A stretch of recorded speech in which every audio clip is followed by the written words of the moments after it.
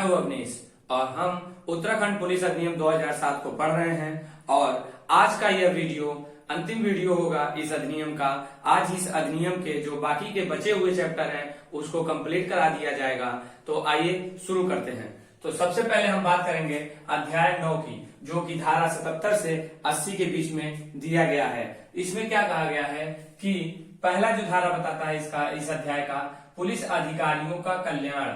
धारा 77 मतलब धारा 77 में यह प्रावधान किया गया है कि पुलिस अधिकारियों के कल्याण का उत्तरदायित्व किसको होगा। तो ये पहला एक क्वेश्चन बनता है कि पुलिस अधिकारियों का कल्याण किस धारा में है, तो धारा 77 में। और फिर पुलिस अधिकारियों का कल्याण किसका उत्तरदायित्व होगा, पुलिस अधिकारियों का कल्याण करने का डीजीपी का, पुलिस महानिदेशक का उत्तरदायित्व होगा कि वो क्या करें, पुलिस अधिकारियों का कल्याण के संबंध में दिशा निर्देश या आदेश जारी करे। उसके बाद दूसरा है जो उसमें बताया गया पुलिस कल्याण ब्यूरो। देखिए पुलिस अधिकारियों का कल्याण करने से संबंधित उत्तरदायित्व किसमें है, वो डीजीपी में है। और पुलिस कल्याण ब्यूरो किस धारा में दिया गया है, तो धारा 78 में दिया गया है। धारा 77 में पुलिस अधिकारियों कल्याण, धारा 78 में पुलिस कल्याण ब्यूरो दिया गया है।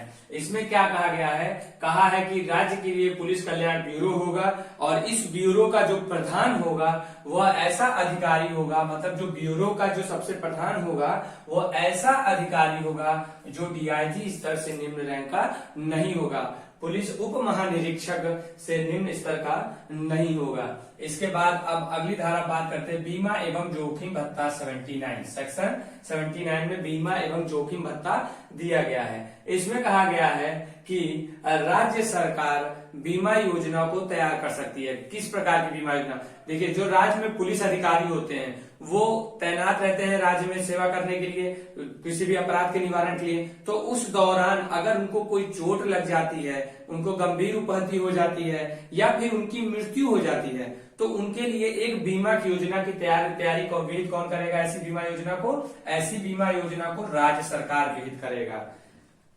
पुलिस अधिकारी जा रहे हैं एनकाउंटर करने, मुठभेड़ में जा रहे हैं और वहां पे उनको चोट लग गई, गोली लग गई, तो उनके लिए एक बीमा होना चाहिए ना। उसी बीमा की बात कर रहा है, कौन करेगा, राज्य सरकार इस बीमा योजना को विहित करेगी। और साथ ही राज्य सरकार एक जोखिम भत्ता भी विहित करेगी। दो चीजें, एक बीमा योजना हो गया और एक जोखिम भत्ता। जोखिम भत्ता उन पुलिस अधिकारियों के लिए होता है जो किसी ऐसे क्षेत्र में तैनात होते हैं जहां पे गंभीर उपहति या गंभीर क्षति होने का डर होता है। उन पुलिस अधिकारियों को जोखिम भत्ता भी कौन देता है, राज्य सरकार विहित करती है। इसके बाद अगला है जो अंतिम धारा है इस अध्याय का, अध्याय 9 का, धारा 80 शिकायत निवारण। इसमें शिकायत निवारण की बात की है कि पुलिस की कोई भी व्यक्तिगत या सामूहिक जो शिकायतें होती हैं उन शिकायतों का निवारण करने के लिए एक तंत्र की स्थापना करेगा और वो ऐसी स्थापना डीजीपी करेगा, यानी कि पुलिस महानिदेशक ऐसे शिकायत निवारण तंत्र का स्थापना करेगा। कौन करेगा, पुलिस महानिदेशक करेगा, राज्य सरकार की अनुमोदन से करेगा। तो शिकायत निवारण में क्या चीजें आ गई कि कौन करेगा इसका निर्माण, डीजीपी करेगा, दूसरा राज्य सरकार के अनुमोदन से करेगा, तीसरा इसका क्यों किया जाता है, ताकि जो पुलिस अधिकारी हैं उनकी व्यक्तिगत या सामूहिक शिकायत है उसका निवारण किया जा सके। तो यहाँ पे अध्याय 9 कंप्लीट हुआ। अब हम अगली अध्याय पढ़ते हैं, अध्याय 10।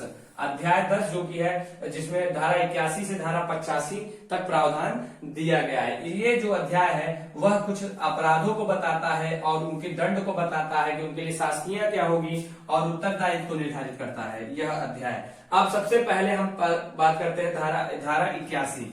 धारा 81 में बताया गया है अनियंत्रित आचरण के लिए अपराध। जो अनियंत्रित आचरण होता है, अनियंत्रित आचरण के अपराध, मतलब ये किस अपराध की बात करता है, जो अनियंत्रित आचरण। अब अनियंत्रित आचरण क्या है, इसमें दो बातें ही बताई गई हैं कि अगर कोई व्यक्ति किसी सार्वजनिक स्थान पे, सड़क पर, गली में, मोहल्ले में, ठीक है, अगर नशे में धुत होता है और नशे में धुत होता है, दंगा करता है या उपद्रव करता है, उपद्रव करके शांति भंग करता है या झूठा अलार्म बजाता है। मान लीजिए कोई पुलिस का झूठा अलार्म लगा दिया अपनी गाड़ी में बजा रहा है, या फिर जो एम्बुलेंस का अलार्म होता है उसको बजाता है, हूटर बजाता है। इन सब चीजों को इसलिए बजाता है ताकि लोगों को गुमराह किया जा सके, अफवाह फैलाया जा सके। तो यह दोनों क्या करते हैं, अनियंत्रित आचरण है। यह दोनों क्या है, अनियंत्रित। और जब कोई ऐसा काम करता है, ऐसा आचरण करता है, तो अगर उसे न्यायालय द्वारा दोष सिद्ध कर दिया जाता है तो उसके लिए दंड का क्या प्रावधान है, मिनिमम 500 रुपए जुर्माना दिया जा सकता है और मैक्सिमम 1000 रुपए जुर्माना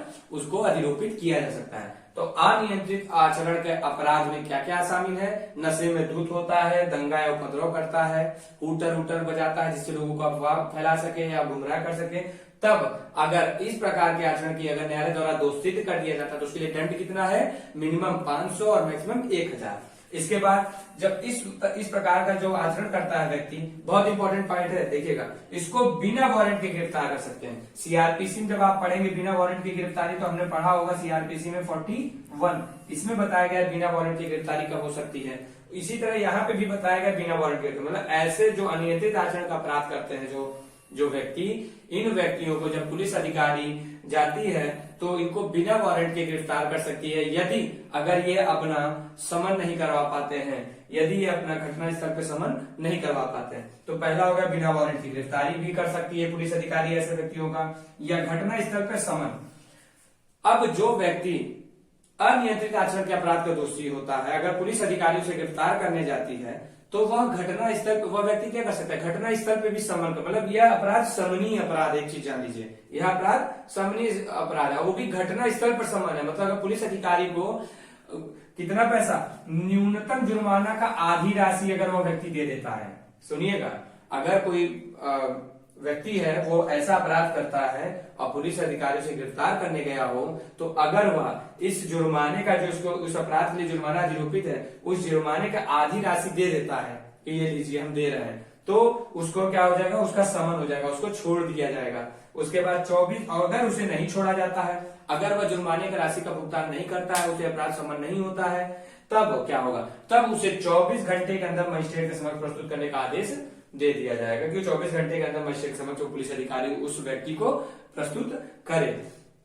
तो ये हो गया अनियंत्रित आचरण से संबंधित अपराध। इसमें समझ गए, पहला अपराध कौन कौन से आते हैं, दूसरा बिना वारंट के गिरफ्तार कर सकता है, घटना स्थल पे भी समन किया जा सकता है, और अगर समन नहीं हुआ तो 24 घंटे के अंदर उसको क्या होगा, मजिस्ट्रेट के समक्ष प्रस्तुत करने का आदेश। अब आगे आते हैं, अगला समन्वय तथा सामंजस्य।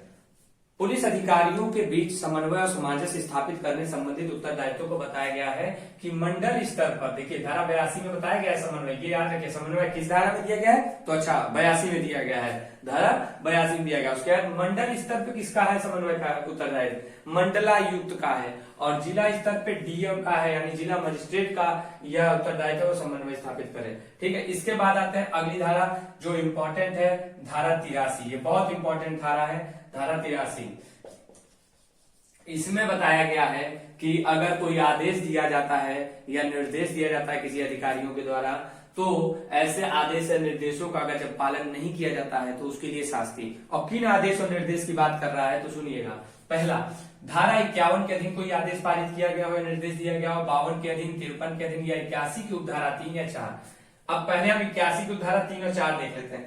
ये धारा 81 है, 81 की उपधारा 3 ये है बिना वारंट के गिरफ्तारी, सॉरी 3 ये नहीं है, 3 है घटना स्थल पर समन का निर्देश, और 4 है 24 घंटे मजिस्ट्रेट के समक्ष प्रस्तुत करने का उत्तरदायित्व। ठीक है, तो ये इसका उल्लंघन अगर किया जाता है 3 और 4 का, तब ये इसके अंतर धारा 83 के अंतर्गत शास्ति होगी। और जो धारा 51, 52, 53 दिया गया है कि अगर इनके अधीन कोई आदेश या निर्देश दिया गया है और उसका उल्लंघन किया जाता है तब शास्ति किसमें होगा, 83 में। तो देखिए 51 में क्या दिया गया था, याद करिए, हमने पढ़ाया है, 51 में दिया गया था कि अगर सार्वजनिक स्थान पर किसी को आरक्षण दिया जाएगा, सार्वजनिक स्थान पे आरक्षण या उस स्थान पर किसी व्यक्ति को जाने के लिए अवरुद्ध करने की शक्ति किसमें निर्दिष्ट है, और सार्वजनिक स्थानों पे जो साउंड सिस्टम वगैरह होते हैं, कितना साउंड रहना चाहिए, उनकी मात्रा कितनी चाहिए, इसको नियंत्रण करने की शक्ति किसमें, तो ये हमने 51 में बताया था। उसके अधीन ये लोग कौन, पुलिस अधीक्षक जो होता है उस जिले का, उसको शक्ति दी गई होती है, या फिर एएसपी या डीएसपी, सहायक पुलिस अधीक्षक या उप पुलिस अधीक्षक 51 के अंतर्गत आदेश निर्देश देते हैं। अगर उनके आदेश और निर्देश का पालन नहीं होता है तो धारा 83 के अंतर्गत दंड नहीं होंगे। अब 52 आते हैं। 52 में क्या कहा गया था? 52 में लॉ एंड ऑर्डर के संबंध में बात कही गई थी। कोई आदेश या निर्देश जारी करना कौन जारी करता था? पुलिस अधीक्षक जारी करता था, इसमें भी राज्य सरकार के अनुमोदन से। उसके बाद 53 आते हैं। 53 क्या कह रहा है? यातायात का विनियमन करना। यातायात से संबंधित नियम और निर्देश कौन जारी करता है? पुलिस अधीक्षक। इन तीनों से और ये 81 धारा 3 और 4 के अधीन अगर कोई आदेश पारित किया जाता है तो उसके लिए दंड, अगर उसका पारित किया आदेश और अगर उस आदेश का उल्लंघन किया जाता है तो दंड 83 में है। अब बात आती है, चलो ये तो हमको पता चल गया 83 में किन किन आदेश और निर्देश का पालन न करने पे दंड की बात किया गया है, तो ये हो गया। ठीक है, अब बात करते हैं दंड कितना देंगे अगर उल्लंघन होता है। तो उल्लंघन होता है तो अधिकतम 10,000 रुपए का जुर्माने का दंड होगा। कितना? 10,000 रुपए का अधिकतम है, ये अधिकतम 10,000 रुपए जुर्माने का। इसके बाद कह रहा है कि अगर धारा 51, 52 और 53 इसके अधीन कोई आदेश निर्देश जारी किया जाता है और उसका उल्लंघन होता है तो उल्लंघन में जो अपराध होता है इस अपराध का समन हो सकता है घटना स्थल, इसका भी समन हो सकता है घटना स्थल पर। कौन करेगा समन? एसएचओ करेगा। थाने का भार साधक अधिकारी इसका समन कर सकता है। कब करेगा?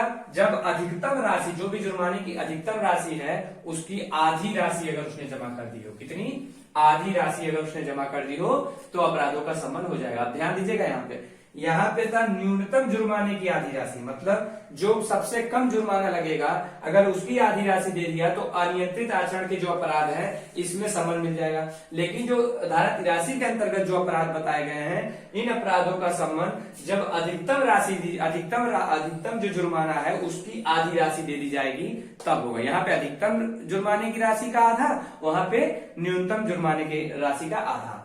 अच्छा, इसके बाद अगली धारा जो बताता है पुलिस वर्दी के अनाधिकृत प्रयोग। अगर ये कौन सा अपराध है कि पुलिस की जो वर्दी होता है उसका अनाधिकृत प्रयोग, मतलब पुलिस अधिकारी नहीं है फिर भी पुलिस की वर्दी पहन रहा है और पुलिस की वर्दी पहन के उसका अनाधिकृत प्रयोग भी कर रहा है, अपने आप को पुलिस जैसा बता रहा है कि मैं पुलिस हूं। ठीक है, तो ये भी एक अपराध है। किसके अंतर्गत? 84 में, 84 में अपराध है। इसके लिए जुर्माना और दंड दिया गया है। दंड है 6 मंथ का कारावास, मैक्सिमम 6 मंथ का कारावास दे सकते हैं, इससे ऊपर नहीं। और ऐसे व्यक्ति को 5,000 रुपए का भी जुर्माना अधिकतम लगाया जा सकता है। तो जो पुलिस वर्दी का अनाधिकृत प्रयोग करता है उसको 6 मंथ के कारावास दिया जा सकता है और 5,000 रुपए अधिकतम जुर्माना दिया जा सकता है। अब आते हैं लास्ट 85 जो इस अध्याय का अध्याय 10 जो कि जुर्माना अपराध संबंधित है उसका आखिरी क्या बताता है? यह बताता है पुलिस अधिकारी इत्यादि द्वारा कर्तव्य की उपेक्षा के शास्ति। अगर पुलिस अधिकारी लोग या उनके कर्मचारी लोग अगर अपनी जो कर्तव्य दिए गए हैं उन कर्तव्यों का पालन नहीं करते या उन कर्तव्यों में उपेक्षा करते हैं, ठीक है, तो उनको भी दंड दिया जा सकता है। किसके अंतर्गत? 85 के अंतर्गत। ठीक है, इसमें क्या दंड दिया जाएगा? 3 माह के वेतन के बराबर अधिकतम राशि का जुर्माना। 3 माह के वेतन के बराबर अधिकतम राशि का जुर्माना और 3 माह के किसी भांति का कारावास। क्या दंड दिया जाएगा?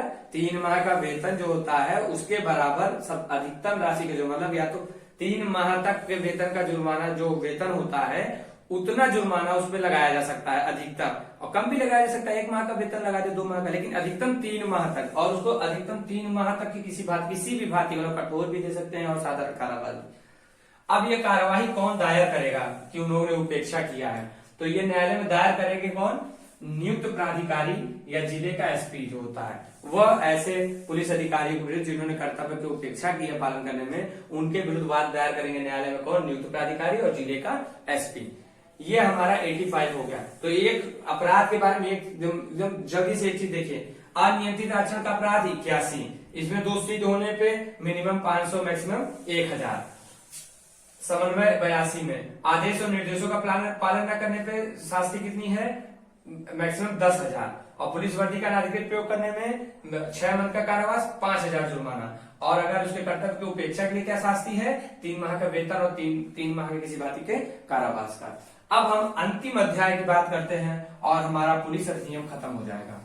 अध्याय 11 में सेक्शन 86, 87, 88 तीन धाराएं हैं। सबसे पहले 86 की बात करते हैं, निरसन या व्यावृत्ति की बात करता है। इसी धारा के द्वारा हमने सबसे पहला जो वीडियो बनाया था उसमें हमने बताया था आपको कि जो उत्तराखंड पुलिस अधिनियम 2007 है, इससे पहले हमारे यहाँ पुलिस अधिनियम 1861 लागू हुआ करता था।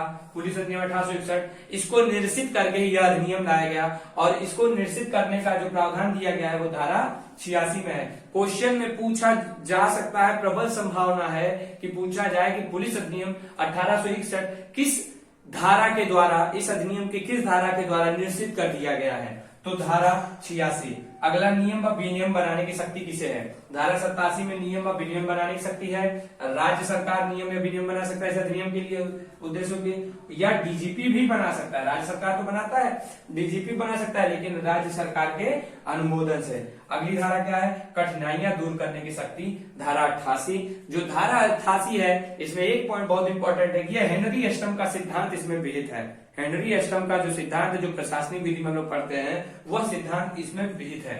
और इसमें क्या कहा गया, इस धारा में कहा गया है कि इस अधिनियम के लागू होने के बाद 3 वर्ष के भीतर अगर कोई कठिनाई समझ में आती है इसको लागू करने में, 3 वर्ष तक, अगर जिस दिन से यह अधिनियम लागू हुआ है उससे 3 वर्ष तक अगर कोई कठिनाई होती है इस अधिनियम को लागू करने में, तो फिर क्या कर सकती है राज्य विधानमंडल, इसमें क्या करती है, संशोधन करके उस कठिनाई को दूर कर सकती है। तो ये हमारा धारा 88 कंप्लीट हो गया। उत्तराखंड पुलिस अधिनियम आज यहाँ पे संपूर्ण हुआ। अगर आपको हमारी वीडियो अच्छी लग रही हो तो इसे शेयर करिए, ज्यादा से ज्यादा शेयर कीजिए। और अगर आप सब्सक्राइब किए बिना देख रहे हैं हमारी वीडियो तो उसको सब्सक्राइब कर लीजिए, बेल आइकन बटन दबा लीजिए, ताकि हम आगे भी कोई नई वीडियो जब हम लाएं तो आपको नोटिफिकेशन मिलती रहे। अभी हम उत्तराखंड पुलिस, जो उत्तराखंड एपीओ का पेपर हो रहा है, अभी उस संबंध में मैं बहुत सारी वीडियो लाने वाला हूं जो आपके लिए बहुत उपयोगी है। तो इसलिए हमारे चैनल को सब्सक्राइब कीजिए और साथ ही अपने मित्रों में, दोस्तों में इसको शेयर कीजिए। इसी के साथ धन्यवाद।